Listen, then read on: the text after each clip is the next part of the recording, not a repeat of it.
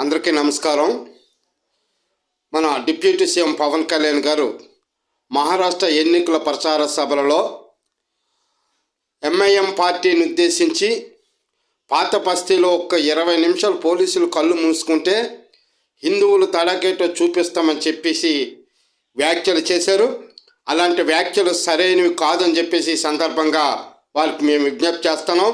మరి ముఖ్యంగా ఒకవేళ 20 నిమిషాలు పాల్గొంటూ కళ్ళు మూసుకుంటే ఆకాశాన్ని భూమిని ఒకటిగా చేసేసి చుట్టి శంకర్ గాని పెట్టుకోగలుగుతారా ఏంటి? కాదు కదా. అలాంటప్పుడు ఇలాంటి వ్యాఖ్యలు చేస్తే మతపరమైనటువంటి అల్లోకులాలు వస్తాయి. మరి అది దేవుళ్ళ మీద కులాల మీద రకరకాలైనటువంటి విధానాలకి ప్రజల్లో ఒక విధమైనటువంటి భయాందోళన మరి అరాచకాలు అల్లర్లు జరుగుతాయి. ఇలాంటి వ్యాఖ్యలు సరి చేసుకోవాలి. ముఖ్యంగా నేను ఒక్కటి అడుగుతున్నాను, ఏ దేవుళ్ళు వచ్చి మీకు ఓట్లు వేస్తున్నారు?